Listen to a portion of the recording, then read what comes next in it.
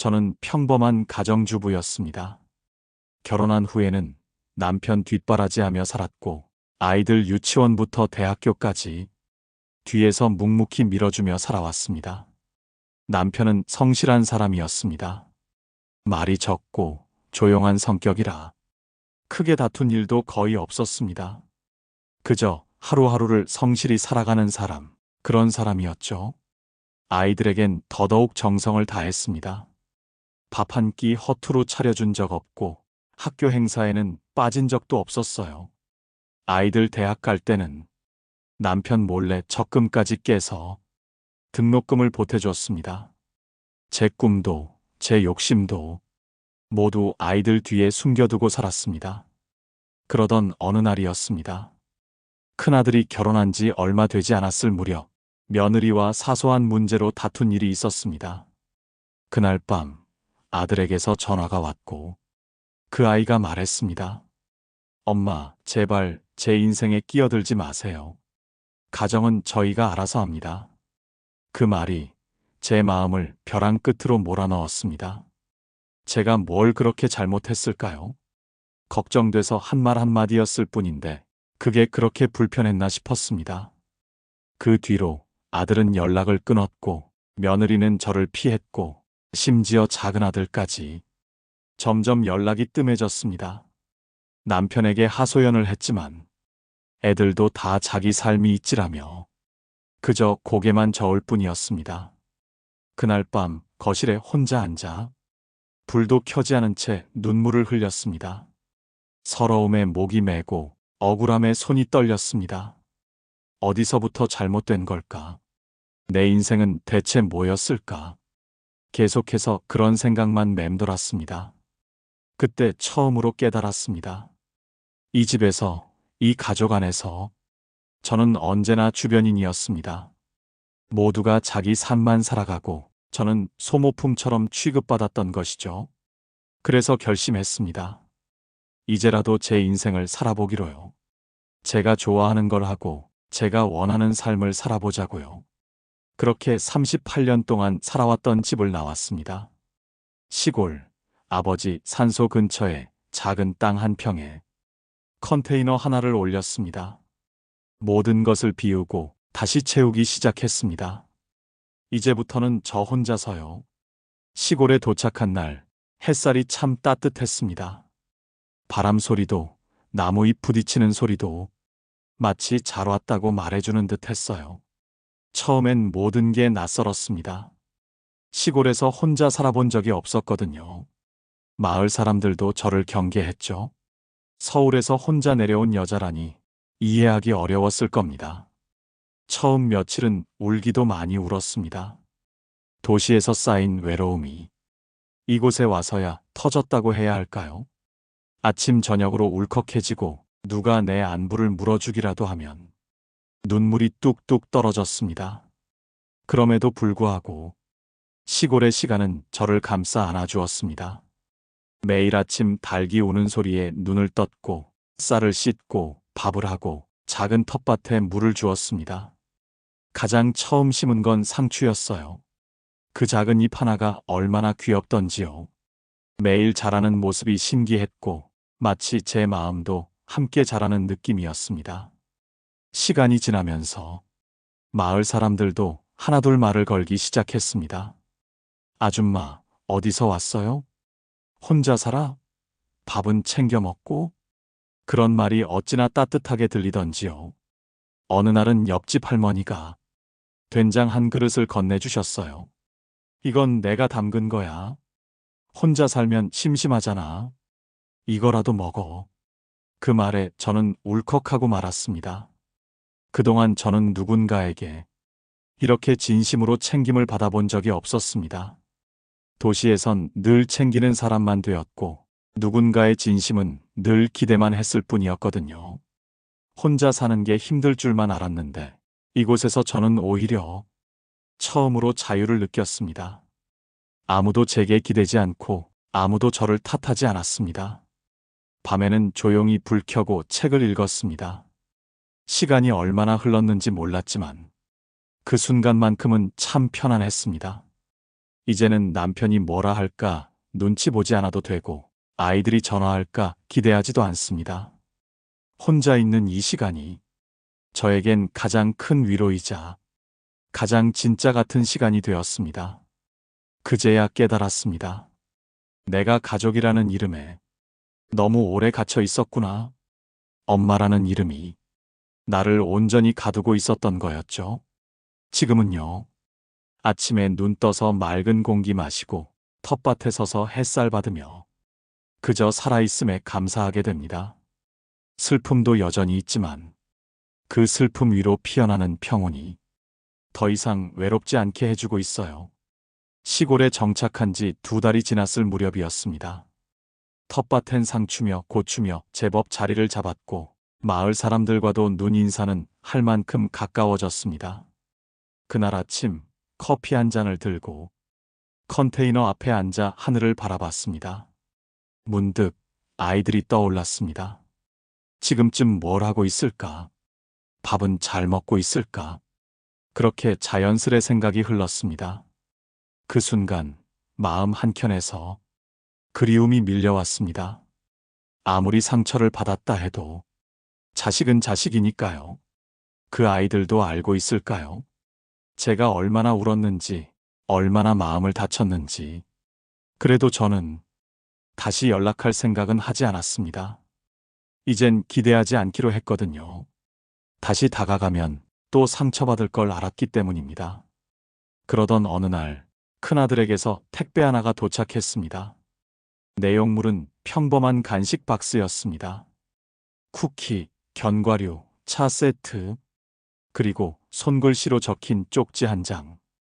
엄마, 잘 지내시죠? 말은 못했지만 늘 생각하고 있어요. 죄송합니다. 그 편지를 들고 얼마나 울었는지 모릅니다. 그래도 내 자식이구나 싶었습니다. 하지만 그 편지를 받고도 바로 전화를 걸진 않았습니다. 예전에 저는 그런 손짓 하나에도 당장 달려갔겠죠. 이젠 달랐습니다. 제 마음도 제 삶도 조금씩 중심을 찾아가고 있었거든요. 그날 밤 조용히 쪽지를 꺼내 다시 읽었습니다. 죄송합니다. 그 짧은 말이 저를 얼마나 위로해 줬는지요. 사람은 다 똑같이 외로운 존재라는 걸 시골에 와서 처음 알게 되었습니다. 서울에선 늘 누군가 곁에 있었지만 정작 마음은 텅 비어 있었어요. 지금은 혼자지만 마음이 가득 차 있는 느낌입니다. 조금은 외롭지만 그 외로움조차도 이제는 제 것이 되었습니다. 텃밭에서 나는 작은 열매를 보며 웃고 동네 할머니들과 김치 담그며 소소한 하루를 살아갑니다. 그렇게 가족 없이도 살아가는 법을 조금씩 배워가고 있습니다. 도시에 있을 땐 하루에도 수십 번씩 전화를 받았습니다. 남편의 밥 뭐야? 아들의 엄마, 이거 어떻게 해? 며느리에 좀 도와주실 수 있나요? 그 모든 말이 그땐 당연했어요. 근데 지금 돌아보면 그 당연함 속에서 저는 단 한 번도 엄마는 괜찮으세요? 라는 말을 들은 적이 없었습니다. 시골에 오고 나서야 그 모든 관계들이 저를 얼마나 짓눌렀는지 알게 되었습니다. 말 한마디, 시선 하나에 늘 신경 쓰고 늘 제 감정을 눌러야 했습니다. 너희 아빠 힘드니까 참고 애들 크는데 내가 못하면 누가 하겠어. 그렇게 나를 희생이라 부르며 무너지는 줄도 모르고 살았습니다. 어느 날이었습니다. 마을회관에서 김치 담그는 날이었어요. 여럿이 둘러앉아 김치를 버무리는데 한 아주머니가 그러시더군요. 우리 남편은 김치 싫다 해서 맨날 혼자 먹어요. 근데 난 내가 좋아서 해요. 그 말이 마음에 박혔습니다. 내가 좋아서 한다. 그 단순한 진심이 제겐 낯설게 느껴졌습니다. 나는 뭘 좋아했지? 내가 원해서 한 일이 있었나? 곰곰이 생각해보니 대부분은 누굴 위해서였고 누군가의 필요에 맞춘 삶이었더군요. 그래서 그날 밤 처음으로 나를 위해 김치찌개를 끓였습니다. 고기 팍팍 넣고 된장 한 숟갈 살짝 풀고 제가 좋아하는 스타일로요. 혼자 먹는 밥상 앞에서 눈물이 났습니다. 외로워서가 아니라 이렇게 나를 위하는 시간이 처음이어서요. 이제는 전화벨 소리에도 가슴이 뛰지 않습니다. 누가 뭐라 하지 않아도 제 하루가 흔들리지 않아요. 관계에서 벗어나고 나니 비로소 내 마음이 들리기 시작했습니다. 그동안 얼마나 외로웠는지, 얼마나 참았는지 내 안에서 울던 내가 이제야 나를 마주하게 되었습니다. 저는 지금 그 무게에서 천천히 벗어나고 있습니다. 서툴지만 내가 좋아서 하는 일들을 하나씩 마음껏 해보려고요. 시골로 내려와 산지 벌써 반년이 지나갑니다. 봄에 심었던 상추는 여름이 되기도 전에 지고 새로 심은 들깨와 가지는 무럭무럭 자라고 있어요. 시간이 이렇게 빠르게 흐른다는 걸 처음 실감하게 됩니다. 도시에선 늘 시계를 보며 살았어요. 언제 나가야 하고 누굴 만나야 하고 무엇을 준비해야 하는지 하루 스케줄에 쫓겨 살았습니다. 그런데 여기선 해가 뜨고 지는 것에 따라 움직입니다. 밥 먹는 시간도 자는 시간도 그냥 몸이 시키는 대로 따라갑니다. 자연스럽게 생각도 단순해졌습니다. 복잡했던 감정도 조금씩 가라앉고 마음에 여백이 생기더군요. 그러다 문득 제 이름이 낯설게 느껴졌습니다. 도시에서는 늘 누군가의 아내, 누군가의 엄마였는데 이곳에선 그냥 이정숙이라는 이름으로 불립니다. 정숙 씨 밭일 다 하셨어요? 정숙 아지매, 이거 좀 드셔봐요. 처음엔 어색했지만 이젠 그 이름이 참 따뜻하게 느껴집니다. 정숙이라는 이름 안에 내가 있다는 사실이 새삼 고맙습니다. 요즘은 작은 일도 스스로 결정합니다. 텃밭에 뭘 심을지, 오늘 뭘 해 먹을지, 어디까지 걷고 언제 쉬어야 할지도요. 한 번은 시장에 나가 꽃무늬 앞치마를 샀습니다. 그 앞치마를 입고 밥하고 김치 담그고 장아찌를 담가요. 그렇게 일하면서 거울을 보는데 거기 서 있는 여자가 참 밝아 보이더군요. 아, 이게 진짜 나구나. 그런 생각이 들었습니다. 과거엔 늘 누군가의 기준에 맞춰 내 모습을 맞췄습니다. 좋은 엄마, 착한 아내, 부드러운 며느리, 그 틀 안에서만 존재했던 저였죠. 하지만 이제는 그 어떤 틀도 없습니다. 어떤 모습이든 있는 그대로의 내가 되어도 누구 하나 뭐라 하지 않습니다. 내가 선택하고, 내가 책임지고, 내가 만족하는 삶. 이게 바로 내 이름으로 사는 삶이구나 싶습니다. 혼자지만 혼자가 아니라는 걸 이제는 압니다. 어느 여름날 저녁이었습니다. 해가 천천히 지고 하늘에 분홍빛이 스며들 때쯤 낯익은 번호로 전화가 걸려왔습니다. 작은 아들이었습니다. 순간 가슴이 쿵 내려앉았습니다. 왜 이제야 전화했지? 혹시 무슨 일 생긴 건가? 별의별 생각이 다 들었습니다. 전화를 받자마자 아들은 다짜고짜 묻더군요. 엄마, 지금 어디예요? 왜 연락도 없이 집 나갔어요? 그 말에 웃음이 나왔습니다. 참, 그게 궁금했나 싶었습니다. 제가 어떤 마음으로 떠났는지는 전혀 모르는 듯한 말투였습니다. 저는 차분히 말했습니다. 엄마도 좀 쉬고 싶었어. 모든 걸 다 내려놓고 조용히 혼자 있고 싶었단다. 잠시 정적이 흘렀습니다. 그리고 아들이 말했습니다. 그동안 한 번도 엄마 생각을 제대로 못한 것 같아요. 그 말이 제 마음을 움직였습니다. 우리는 한참을 통화했습니다.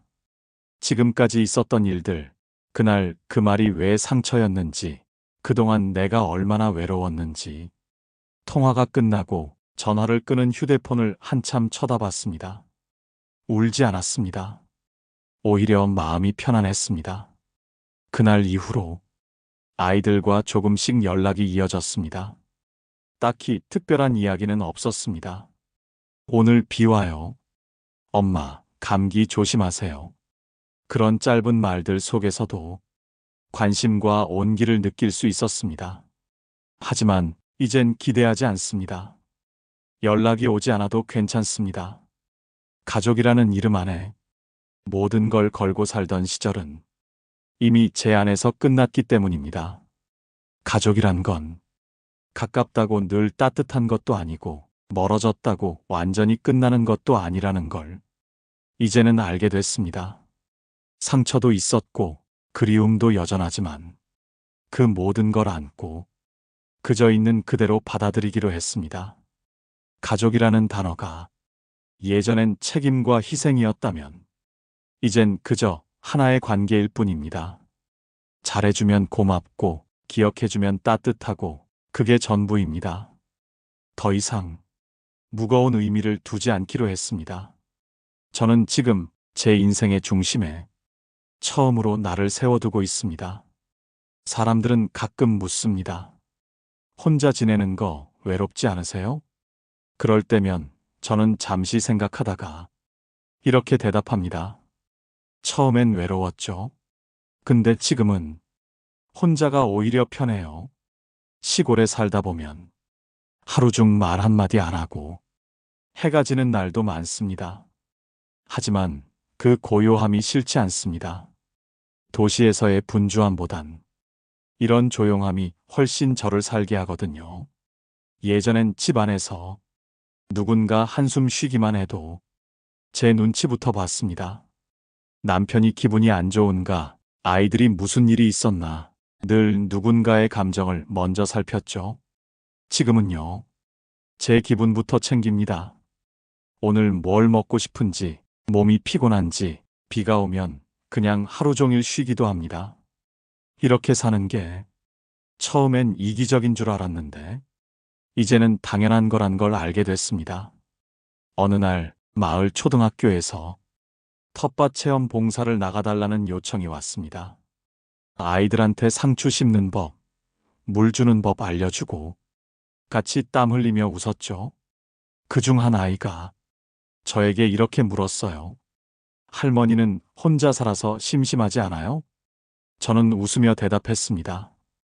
가끔은 근데 말이지, 할머니는 이 나이에 처음으로 진짜 나로 살고 있어. 그게 심심함보다 훨씬 소중하단다. 그 말이 제 입에서 나오는 걸 듣고 스스로도 놀랐습니다. 이젠 내가 나를 이해하고 나를 받아들이고 있다는 증거 같았어요. 잃은 것도 많았습니다. 가족과의 거리, 오랜 시간 쌓은 집, 익숙했던 삶의 방식. 하지만 그 모든 걸 내려놓고 나니 진짜 나다운 삶이 시작됐습니다. 이웃과 나누는 작은 정, 아이들 웃음소리, 텃밭의 초록빛, 하늘의 별 하나까지 모든 게 저를 채워줍니다. 전엔 큰 것이어야만 가치 있다고 믿었습니다. 돈, 성공, 명예. 하지만 지금은 아주 사소한 것들이 제 인생을 다시 밝히고 있어요. 사람은 비워야 채울 수 있다는 걸 이제야 알게 됐습니다. 가끔씩 예전 사진첩을 꺼내봅니다. 아이들 어릴 적 모습, 남편과 함께한 젊은 날의 여행 사진, 거기엔 웃고 있는 제 모습도 있습니다. 그런데 이상하게도 그 웃음이 낯설게 느껴집니다. 왜냐면 그 웃음은 늘 누군가를 위한 얼굴이었거든요. 사진 속 저는 잘 지내고 있다는 증명을 위해 웃고 있었고 괜찮다는 걸 보여주기 위해 애써 미소를 짓고 있었더라고요. 그걸 이제야 알게 됐습니다. 지금 웃는 제 얼굴은 다릅니다.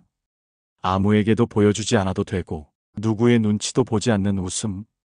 그게 진짜 웃음이라는 걸 이제는 알게 됐어요.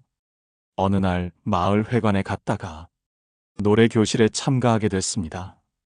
처음엔 그냥 구경만 하려고 했는데 어느새 앞에 나가 마이크를 잡고 있더라고요.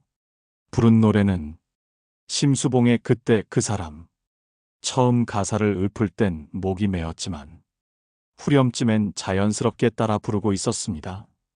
노래가 끝나고 사람들이 박수를 쳐주는데 왈칵 눈물이 쏟아졌습니다. 그건 무대의 감동 때문이 아니라 그 순간만큼은 내가 나로 선 순간이었기 때문입니다. 그 뒤로 저는 노래도 배우고 시도 써보고 시장에 나가 손수 만든 된장도 팔아봤습니다. 돈이 목적이 아니었습니다. 내가 뭘 좋아하는지, 무엇을 할 때 숨이 트이는지, 그걸 찾고 싶었던 거예요. 그러다 문득 이런 생각이 들었습니다. 아, 내 삶의 주인은 결국 나였구나. 그 누구도, 남편도, 자식도 내 인생을 대신 살아주진 않았습니다. 그런데 왜 그렇게 그 사람들 눈치를 보며 살았을까요? 이제는 압니다. 인생은 눈치로 사는 게 아니라 용기로 사는 거라는 걸요. 텃밭에 핀 노란 호박꽃을 보며 저는 생각합니다. 그래, 이렇게 피어나면 되는 거였어. 누구 눈치 안 보고 그냥 자기대로 피어나면 되는 거였어. 지금의 저는 무언가를 바라는 사람이 아닙니다. 그저 주어진 하루를 정직하게 살아내는 사람입니다. 그게 얼마나 귀한 일인지 이제는 압니다. 가을이 깊어지면서 들판은 황금빛으로 물들었습니다. 바람결도 차분하고 저녁 하늘은 더없이 청명했죠. 그런 계절 속에서 문득 오랫동안 미뤄왔던 마음 하나가 슬며시 올라왔습니다. 이제 용서해도 되지 않을까? 저를 가장 아프게 했던 사람들, 남편, 자식들, 그 외면과 무관심이 제 인생을 뒤흔들었지만 이젠 그 마음을 내려놓아야 할 때가 온 것 같았습니다. 용서는 그들을 위한 일이 아니었습니다. 그 감정을 안고 사는 저 자신이 더 이상 상처받지 않기 위한 저만의 결심이었습니다. 그래서 어느 날 편지를 썼습니다. 받는 이는 없었지만 그동안 말하지 못했던 진심을 종이에 꾹꾹 눌러 담았습니다. 나는 너희를 사랑했어. 진심으로 모든 걸 다 바쳐서. 하지만 그게 때로는 너희에게 부담이었겠지. 그래도 이제는 나도 나를 사랑하려고 해. 그 편지를 다 쓰고 나니 마음 한켠이 비워졌습니다. 텅 빈 느낌이 아니라 오히려 가볍고 따뜻했습니다. 용서는 있는 게 아니더라고요. 그 기억을 그대로 두되 더 이상 그 기억에 휘둘리지 않는 것. 그게 진짜 용서라는 걸 알게 됐습니다. 며칠 후 큰아들에게서 또 한 번 전화가 왔습니다. 엄마, 혹시 추석 때 집에 좀 오실 수 있어요? 그 말에 한참을 고민했습니다. 예전 같았으면 벌떡 일어나 짐부터 쌌겠지만 지금은 제 마음이 먼저였습니다. 그래서 말했어요. 이번 추석은 그냥 여기서 보낼래. 여기가 이제 내 집이니까. 그 말에 아들은 잠시 말이 없었습니다. 그리고 나지막이 말하더군요. 엄마, 괜찮으세요, 정말? 저는 웃으며 대답했습니다. 응, 정말 괜찮아. 처음으로 내 인생 사는 것 같거든. 그 전화가 끝나고 바람이 살며시 불어왔습니다. 그 바람 속에서 마치 오래된 응어리가 조금씩 흩어지는 느낌이 들었습니다. 나는 누군가의 엄마였고 누군가의 아내였지만 이제는 그저 나로 살아갑니다. 용서를 통해 저는 제 마음에 평화를 주었고 그 평화는 지금의 고요한 일상과 맞닿아 있었습니다. 가을이 지나고 겨울이 찾아왔습니다. 텃밭은 이제 비워졌고 대신 창가엔 제가 키우는 작은 화분들이 자리 잡았습니다. 시골에서의 첫 겨울. 생각보다 춥지만 그 어느 때보다 따뜻하게 느껴집니다. 마음이 따뜻하니 몸의 추위쯤은 견딜만 하더라고요. 벽난로에 장작을 넣고 혼자 앉아 찻잔을 들고 있으면 세상이 참 조용합니다. 그 조용함이 이젠 외로움이 아닌 위로가 되어주죠. 하루하루가 감사하고 어제와 오늘이 다르지 않아도 그저 살아있다는 것만으로도 충분히 값진 시간입니다. 이따금씩 아이들 사진을 들여다봅니다. 지금은 서로 다른 곳에서 다른 방식으로 살아가고 있지만 그 아이들도 언젠간 자기 삶을 마주하겠지요. 저는 이제 그걸 기다리지 않습니다. 오히려 조용히 그 아이들을 멀리서 응원하는 이 삶이 더 편안합니다. 이제 제 인생은 누구의 그림자도 아니고 누구의 희생도 아닙니다. 이름 없이 살아온 날들, 조연처럼 느껴졌던 시간들 속에서 결국 저는 저 자신을 다시 찾았습니다. 바람이 부는 날에도, 눈 오는 밤에도 마음 한켠에 불빛 하나 켜두고 그 안에서 저를 지켜나갈 겁니다. 그리고 그 삶을 조금 더 사랑할 겁니다. 멘트.